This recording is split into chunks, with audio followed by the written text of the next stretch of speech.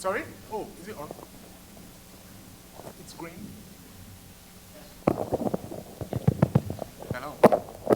Can you hear me? You're fuzzy. I'm fuzzy. Shabbat Shalom. Can you hear me? Is it good now? Okay. Better? Okay. So Shabbat Shalom. And it's good to see you all. And we thank God for His goodness and His faithfulness in our lives. And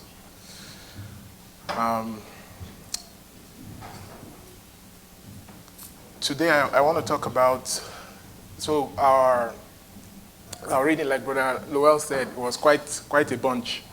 Was and along with the half Torah portion and the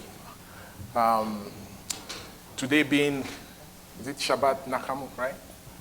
The Shabbat of comfort, the first of the 7 Sabbats. It's the Sabbath after Tisha B'Av. Tisha B'Av is one of the fast days that the Jews engage in. And I believe it's a 25-hour fast, almost like Yom Kippur. And all the Jewish fast days have something to do with the destruction of the temple.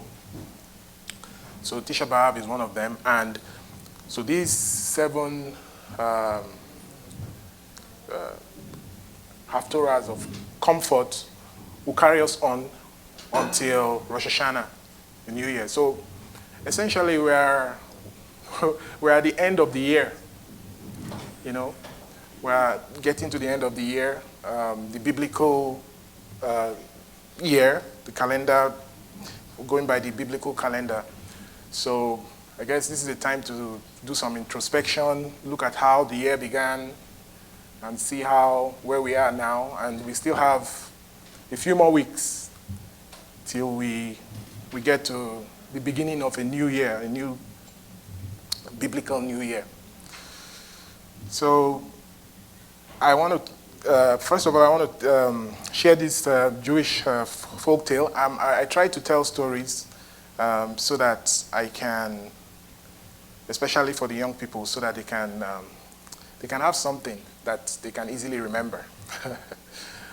So this story is about Rabbi Nachum.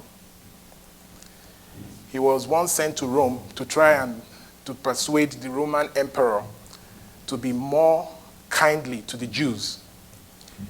He was carrying a precious box filled with gold and diamonds, a gift for the emperor.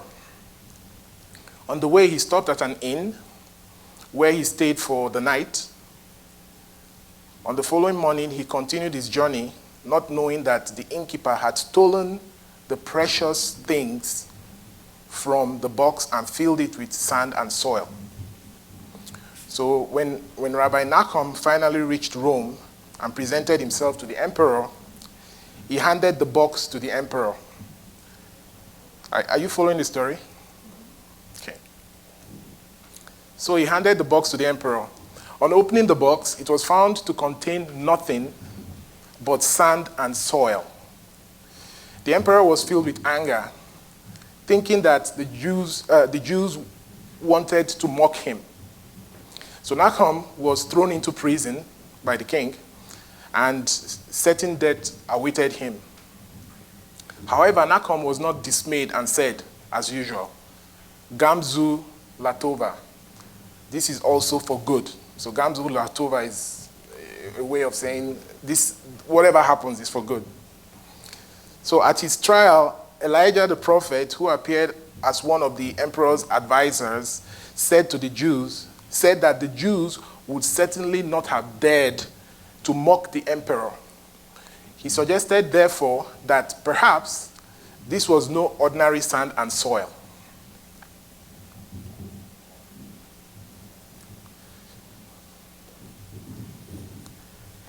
He had heard, the advisor said, that when Abraham, the first Jew, went to battle against Kedorlaomer, and his confederate kings,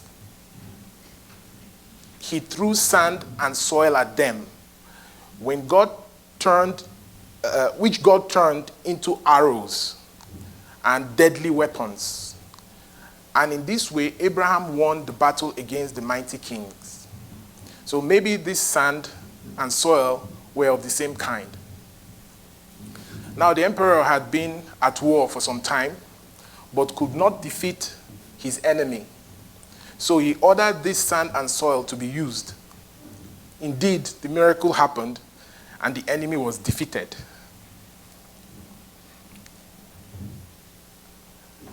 Nahum was immediately freed from prison and given many gifts, and the petition of the Jews was granted. So that's the story. I hope did you get the sense of the story? So, does anybody want to summarize the story for me? Ekenem, do you want to summarize the story? Or Chooks? Does anyone? Okay. Well, yeah, I can. Okay, go ahead. Basically, this guy Nahum was bringing a gift of jewels to the emperor, and dishonest innkeepers stole the jewels and placed it with soil and sand, and gave it to the emperor, not knowing that it had been replaced with soil and sand. The emperor threw him in jail because he thought they were mocking him. But later he used the soil and sand to hurt his enemy and defeat his enemy, because we haven't done this sometime in the past, and therefore he would do the same thing, and therefore when the enemies were defeated, Nahum was released from prison and rewarded, and the Jews Exactly. So so the story, thank you for that, Brother Andrew.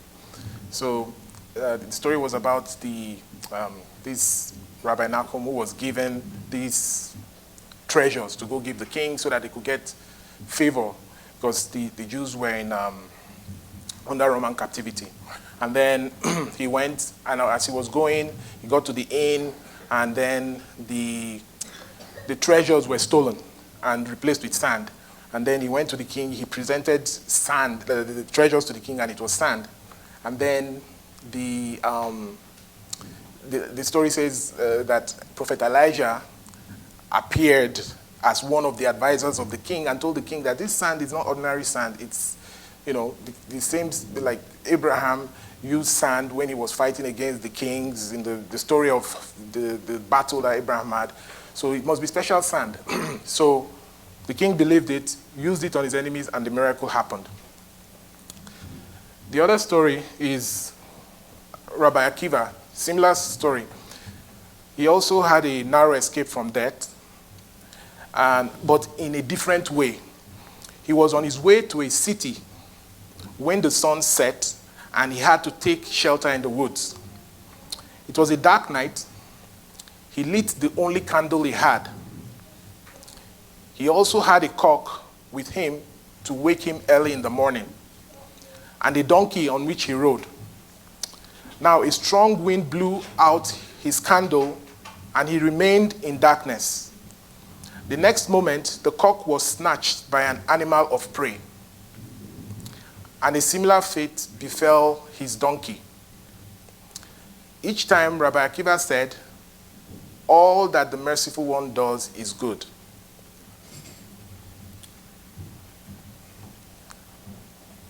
In the morning, when Rabbi Akiva arrived in the city, he learned that a band of vicious robbers had passed through the forest and attacked the city.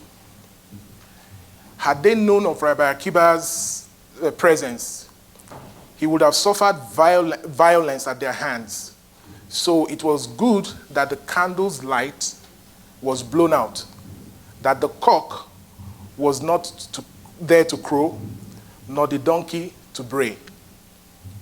So, a similar story. Rabbi Akiva was traveling, and he had this only one candle, and he had a cock that he was traveling with to wake him up because the cock crows every morning. So I was just explaining to Nedum, my son, the other day. We were praying the morning prayers. Blessed are you, Lord our God, King of the universe. How do you say it again? Who gives the... Sorry? Wisdom to the cock, right? Who gives wisdom to the cock? So I was trying to explain to him that every morning around dawn, because he's probably seen it in cartoons, but he's never heard a cock crow. So I was explaining to him that, like in Nigeria, it's very common. In Africa generally, it's very common that every morning you will hear the cock crowing because a lot of people keep, chicken in their backyard. So anyways, he took this cock with him on his trip, and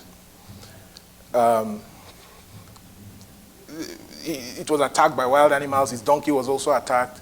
And at the end of the day, as a result of those so-called tragedies, he was saved from the violent attack that took place in the city. And the important thing was that he also said, all that the merciful one does is for good.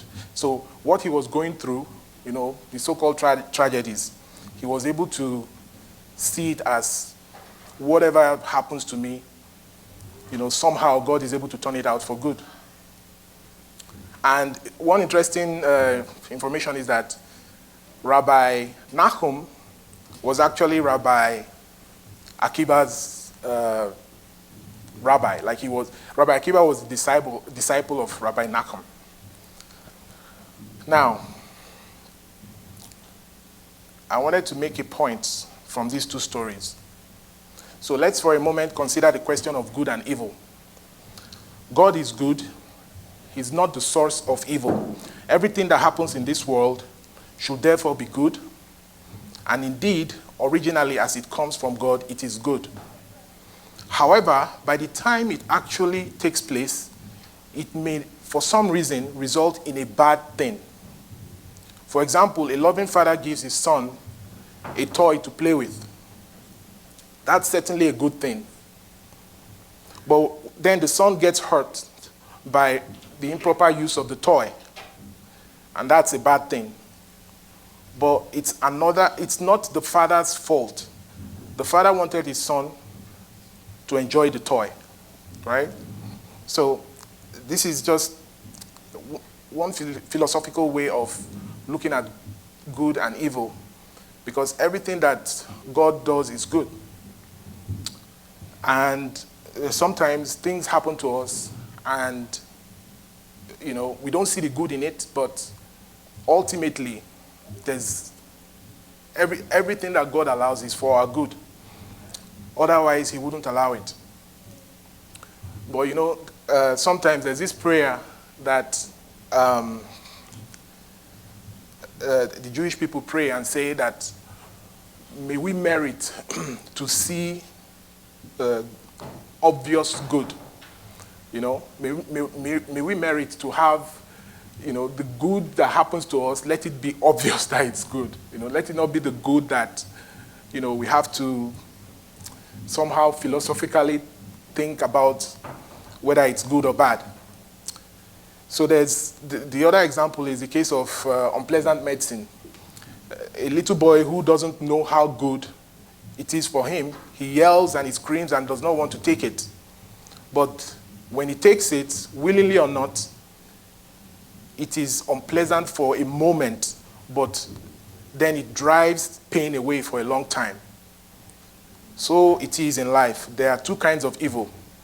A temporary setback, which soon proves to be a blessing in disguise, or a more serious evil, such as sickness or even death, which seems to have no good at all in it, but which nevertheless we believe to be for a good purpose, known only to God. So that's a perspective to have about good and evil. Everything that God does and everything that happens to us, we might not have all the answers, but we know that ultimately it's for our good, and God will only allow the things that will turn out good to happen to us. So we who believe in one God, the Creator, who created both heaven and earth, light and darkness, heat and cold, and everything that exists, believe that the Creator of the whole world is purely good and no evil can come from him. Does anyone have any comments or questions or suggestions about that perspective? Just as I was reading this, I just thought of the scripture that in the book of Isaiah where God said, where the prophet Isaiah said, I create good and evil. So ultimately, good and evil is all in God's ultimate control.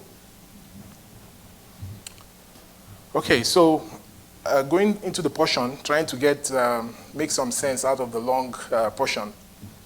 So this portion that we're reading in Deuteronomy 26 from verse 1 to 29 verse 9. So it ends the second main section of Deuteronomy that is focused on specific laws. And it begins the third and final section of the book, which is focused on the covenant between God and Israel. And it encapsulates the themes of gratitude, covenant, blessings, and curses. So as the Israelites stand on the brink of entering the promised land, Moses delivers a series of instructions and reflections that are meant to guide them in their new life. It serves as a reminder of the importance of God's commandments and the consequences of straying from his path. So this portion of Deuteronomy, it ends one section and it begins the third section, which talks about the blessings and the curses and so many things that Moses was trying to communicate to the children of Israel before they entered the promised land. Because right here, they were just on the verge of entering the promised land. So most of the things he was telling them, he was speaking to a new generation. Because remember that the decree had been given, and the children, those who were 40, is it 20 years? And 40 years in the desert. they were 40 years in the desert. Yeah. But during that 40 years, God had given the decree, because when they came back with the evil report, he said that generation would die.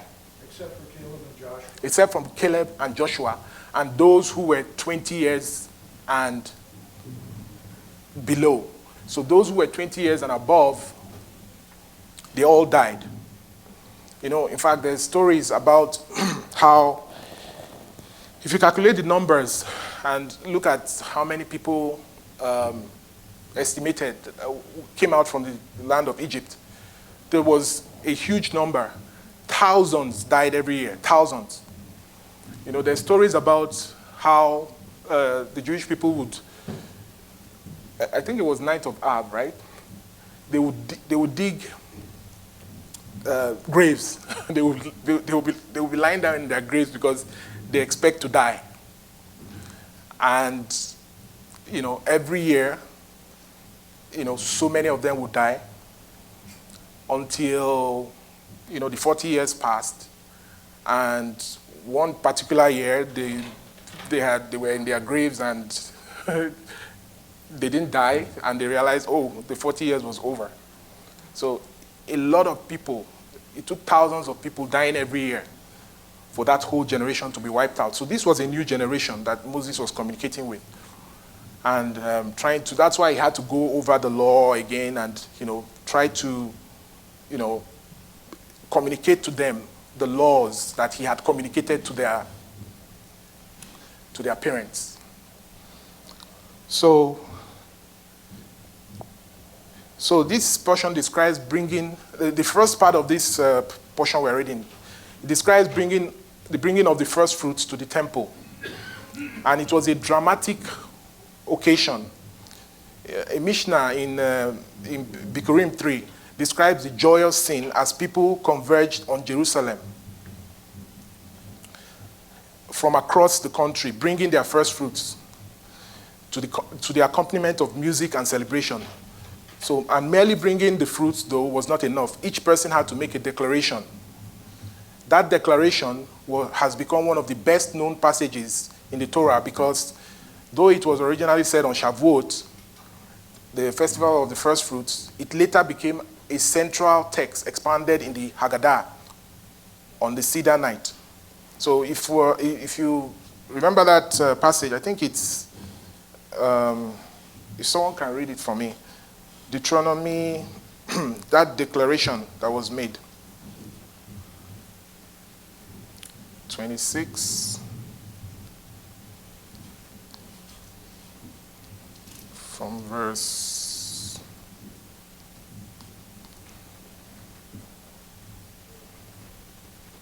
25. Okay, I think it's from verse 5. So it says, okay, I can read from verse 1. It says, now, when you enter the land that Adonai your God is giving you as an inheritance, and you possess it and dwell in it, you are to take some of the first of all the produce of the soil, which you gather from your land that Adonai your God is giving you, put it in a basket, and go to the place Adonai your... I'm reading from the Tree of Life version. So you go to the place Adonai your God chooses to make his name dwell. You are to go to the Kohen, the priest, in charge in those days, and say to him, I declare today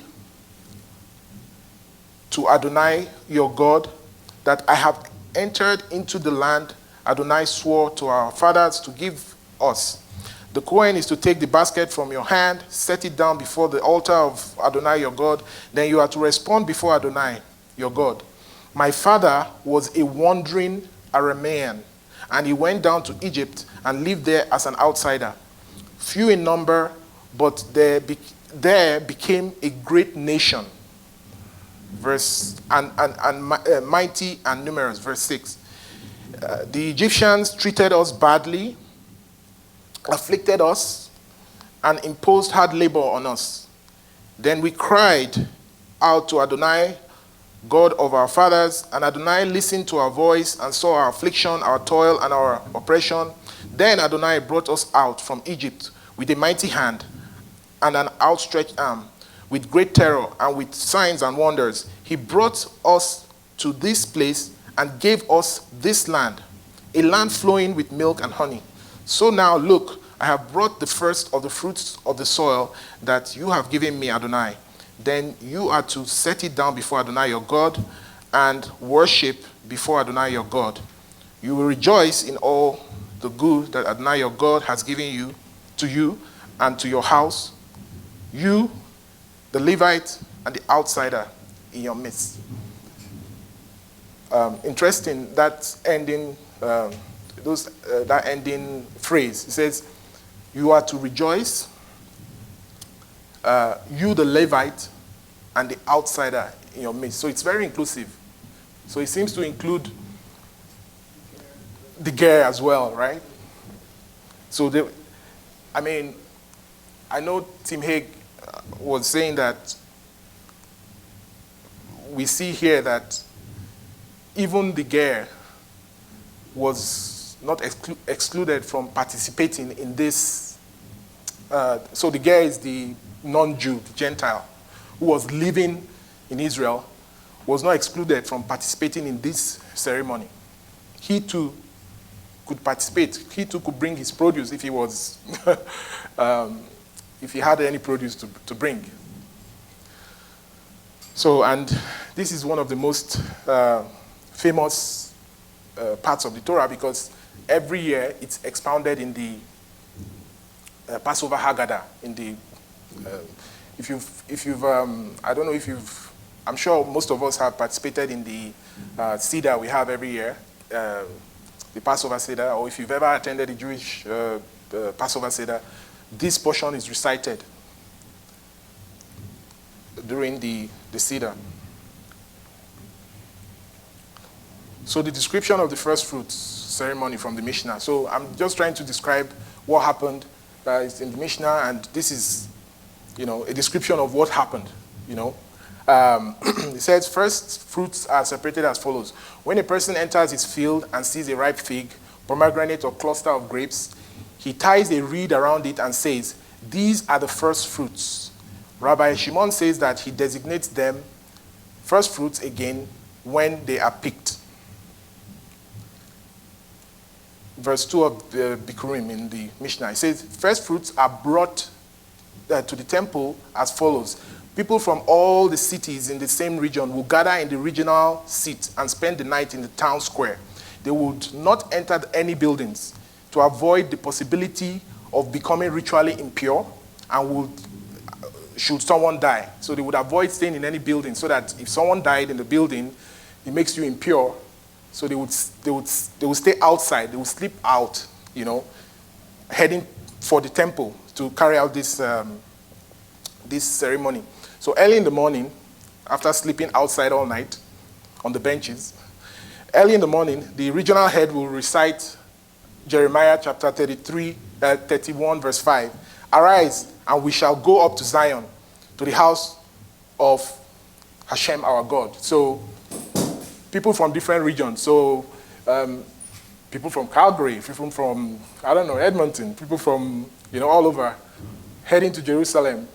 And they will stay in their various groups and sleep rough, sleep out. And the head of the group will announce in the morning, it's time to go. People who live close to Jerusalem will bring fresh fruit, figs, and grapes to Jerusalem. Those who live far away will bring dried figs and raisins, because it takes a while, For those who are near, they will bring fresh fruits, and those who are far, they will bring dried. An ox will travel before the procession, its horns plated with gold, and a crown of olive branches on its head. A flute will be played before them until they drew close to Jerusalem. When they drew close to Jerusalem, they sent messengers ahead to announce their arrival, When they drew close to Jerusalem, they sent messengers ahead to announce their arrival, and they arranged their first fruits attractively. The various temple officers would come out to greet them, which they did corresponding to the prestige of those arriving. All the craftsmen in Jerusalem would stand up and greet them, saying, our brothers, the men of so city, come in peace. The flute will be played before them until they reach the Temple Mount, at which point even King Agrippa would place a basket on his shoulder and enter as far as the temple courtyard. Upon reaching the courtyard, the Levites, would sing Psalm 30, verse 2. I will extol you, Hashem, because you have lifted me up and not caused my enemies to rejoice over me. There were pigeons on the baskets to be used as offerings. What the travelers had in their hands were gifts for the Kohanim, the priests. It's unclear from the Mishnah if what they had in their hands refers to the baskets or to the additional pigeons. Commentators vary.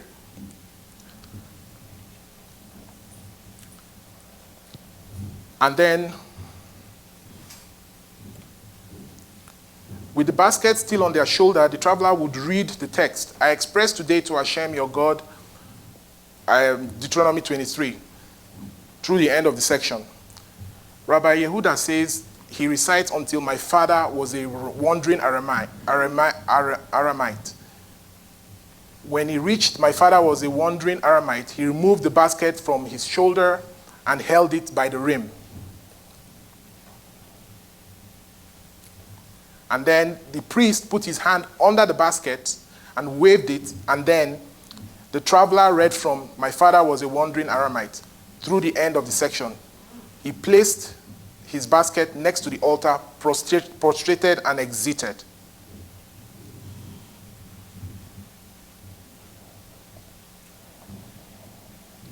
So originally, One who could read would read the text for himself, while others would read for those who were unable to do so themselves.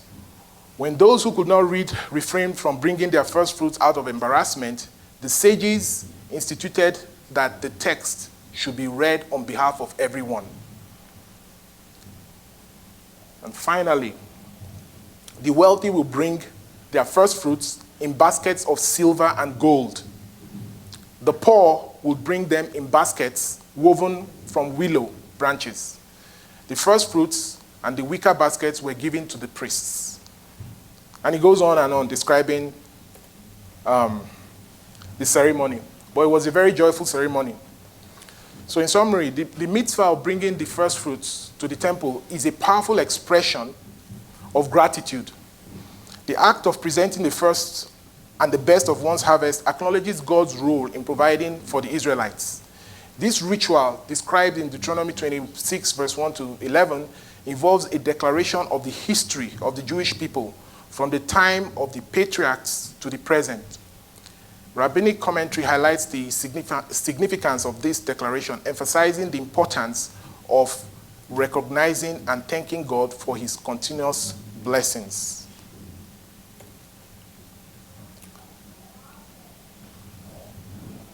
So another lesson to learn from this first fruits offering, the first words a Jew speaks in the morning are, thankful am I before you, living an eternal King, that you returned within me, my soul with compassion. So that's the very first words that a Jew prays once he gets up from bed. And it's a very good practice to have. The first thing you say, once you open your eyes, I thank you, living an eternal King, for returning my soul to me in mercy. Great is your faithfulness. So it's like, this action is simple, but it's profound, and it's an expression of thanksgiving and acknowledging God's compassion and strength. It is designed to help us start a new day on the right foot, dedicating our first conscious thoughts and words of the day to praising God is like bringing the first fruits. Those who pray the morning prayers first thing in the morning before becoming involved in more worldly pursuits are also symbolically dedicating their first fruits to God.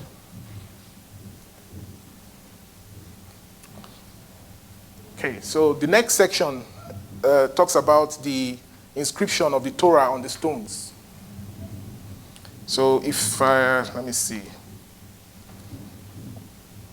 Okay. The inscription of the Torah on the stones. The children of Israel are commanded to perform an inaugural ritual after they enter the promised land. In this ritual, the nation publicly commits itself to fulfilling the Torah's commandments by reciting a list of curses and blessings on Mount Ebal and on Mount Gerizim.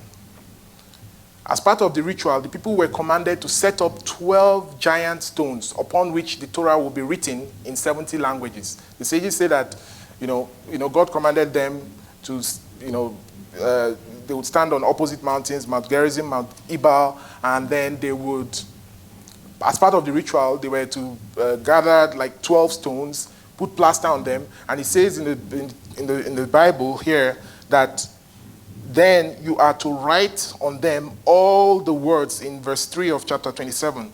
Then you are to write on them all the words of this Torah when you cross over, so that you may enter the land that Adonai, your God, is giving you, a land flowing with milk and honey, just as Adonai, the God of your fathers, promised you. So, traditional commentators considered the fact that there wouldn't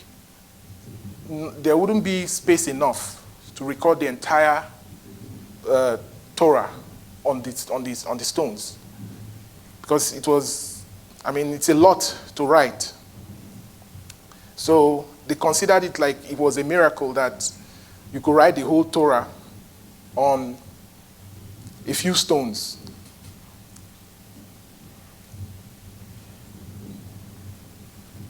So it's important to note that many commentators express belief that every phenomenon that has ever happened or will ever happen is alluded to in the Torah. This notion is succinctly conveyed by Ben Bagbag in Pirkei Avot. Turn it, the Torah, turn it again, for everything is in it. Until recently, the notion that 12 stones could contain 70 different versions of the Torah probably did not attract a lot of attention. But of course, we know today, because of the, it gains fresh relevance because of the invention of the microchip.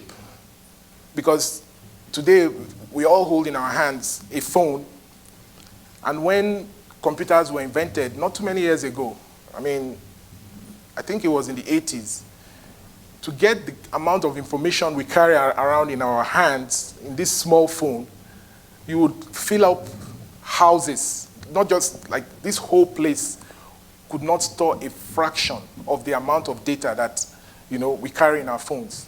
So when computers were invented, you needed a lot of room to store information. But now, with a tiny microchip, you could have tons of information, and now it's getting smaller and smaller. So the increasing vast amounts of information that can be encoded on smaller and smaller chips is alluded to by these 12 stones, which in turn allude to the miraculous notion of the little that contains much.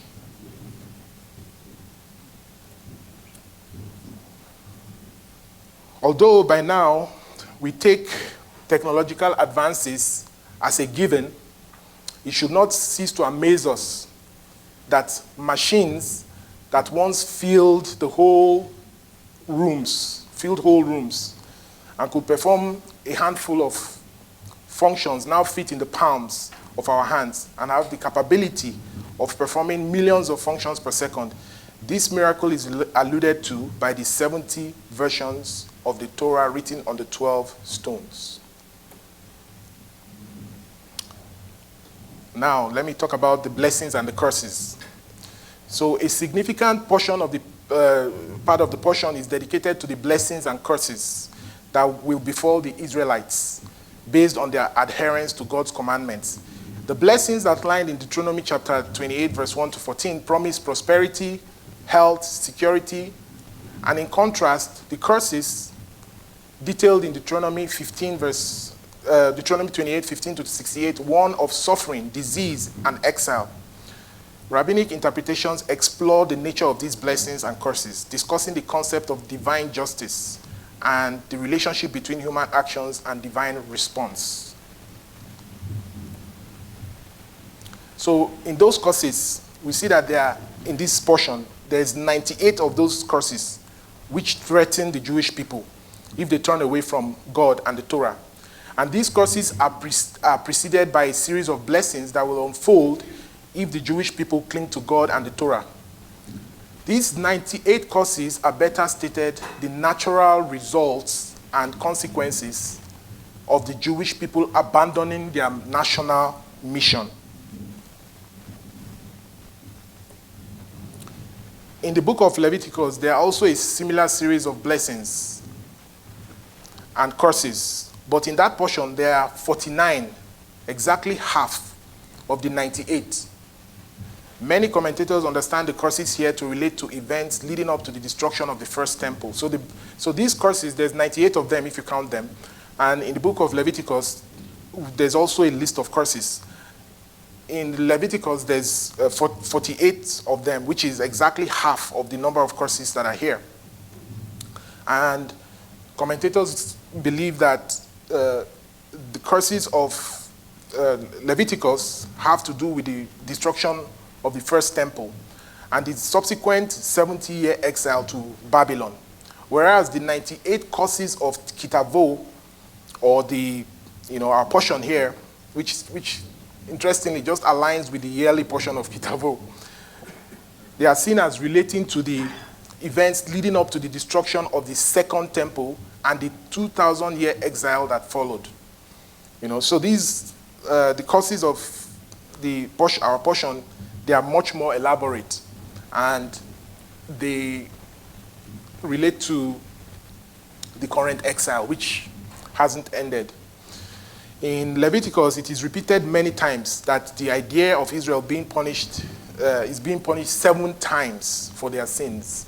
So if you read the curses in Leviticus, it keeps repeating the fact that, you'll be punished 7 times. You'll be punished 7 times. And this relates to the reason expressed in that portion, that the underlying reason for the destruction of the temple and the exile was because they did not observe the sabbatical year. Because the first exile was because they didn't give the land the rest. Like, there was this sabbatical year, the land was supposed to have every 7 years. So the land was supposed to be left to lie fallow, like a Sabbath for the land. But when they lived in the land, they didn't observe the Sabbaths for the land. So God, caused them to go on exile so that the land would have those Sabbaths. And the exile lasted about 70 years. But the 98 curses of Kitavo relate to the seemingly never-ending exile that followed the destruction of the Second Temple. Although the rebirth of Israel in 1948 is seen by some as the beginning of the end of this exile, and that process is certainly yet not complete.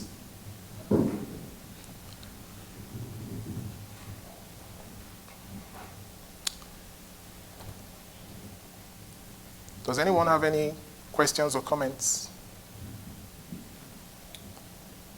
Yeah. Yeah, kind of on an earlier part of your message when you talked about evil and good. Yeah. I think a way of putting it, forgive me for just repeating part of what you said, is God is the cause of good, the source of good, but he permits or allows evil, but he doesn't cause it. It's just he gives free will, whether to Satan and, and good angels and bad angels. Whatever they at least at some point had free will. Some chose evil, like Satan. Yeah. Others chose good, like Gabriel, Michael the Archangel. So the point is just God causes good, but gives free will, and it's the one with free will isn't. God doesn't cause him to make bad choices, but the person with free will may make bad choices, like Adam and Eve. Yes. So sorry if I'm over. Yeah. Explaining something that's really. No, that's a really good summary of the message, basically, because God gives blessings and curses, and the curses are like natural consequences of not doing the things that would bring blessings. It's like someone putting their hands in. You hold electricity. Put your hand in a socket. You get electrocuted. So the blessings are there, the curses are there, and if we do the things that would bring curses, it's just a natural consequence. So there's a story about the long exile predicted in Kitavo. It was first shown to Jacob in a vision when he had a dream of a ladder reaching heaven and angels ascending and descending on it. So one midrash states that Jacob saw the guardian angels of 4 different nations that would take part in the various exiles in Jewish history. First, he saw the protective angel of Babylonia ascend 70 rungs of the ladder and then fall. And that was a sign that the Babylonian exile would last for 70 years. And then, next, he saw the angel of Media Persia, climbing 52 rungs only to fall as well. And Jacob understood this as a sign that the Persian exile would last 52 years. The guardian angel of Greece then ascended for 120 rungs, and he too descended. Then lastly, he saw the angel of Edom climbing higher and higher with no end in sight. Edom is the present exile, which has lasted nearly 2,000 years. So Jacob grew very fearful as he did not see him descend, and asked God if the last exile would ever end. And God appeared at the top of the ladder and assured him that he himself would bring the angel down in due time. See, so there's a midrash that explains the experience that Jacob had about, the angels descending and ascending the ladder that he saw in his dream, and interpreted it to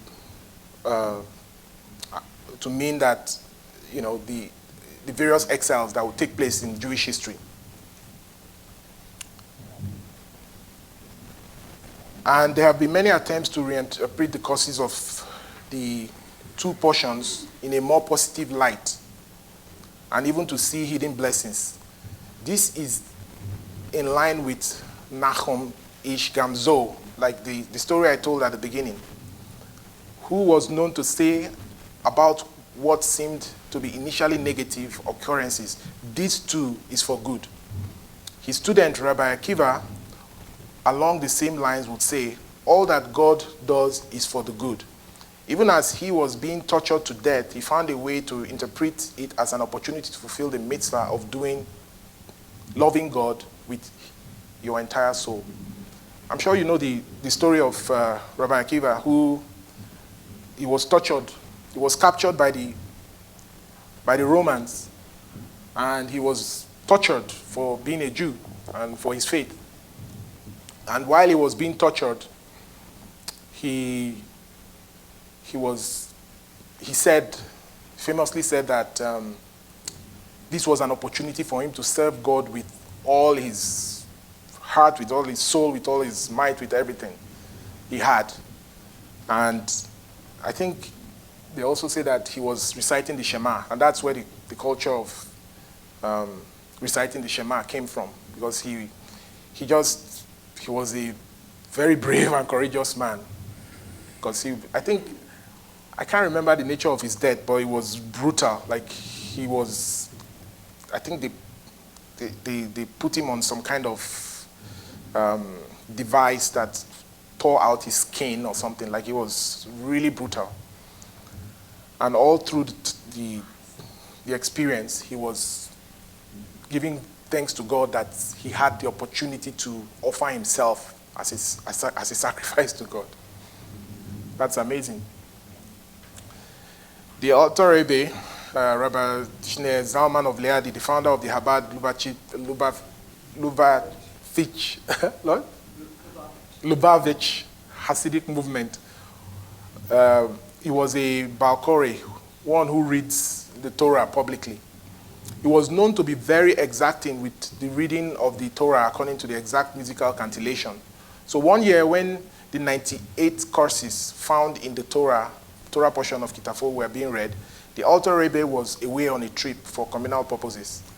While the standing person was reading the courses, the son of the Alter Rebbe, Rebbe Dover, who later led the movement when his father passed away, heard the courses being read, and he fainted. He was bedridden for a considerable time afterwards. When asked why he reacted so strongly to hearing the courses, when he had heard them many times before, he answered that previously he had only heard them chanted by his father. And when his father recited them, all he heard were blessings in disguise. This time, though, when hearing someone else chant the same words, it was as if he was hearing the curses as curses. For the first time, and they shocked him to the depth of his being. Usually, when those courses are read, they are read in hushed tones, because they are really graphic and really scary. I wanted to throw this in as well. It should be noted that the word for life in Hebrew, lachaim, the name of our fellowship, the spontaneous expression of a person's natural desire for life and goodness, has a gematria that equals 98. Therefore, anytime we say lachaim, it has the power to counteract the negativity contained in the 98 curses, and affirms our determination to turn as much as possible in life to the good. I'll stop here. Shabbat Shalom.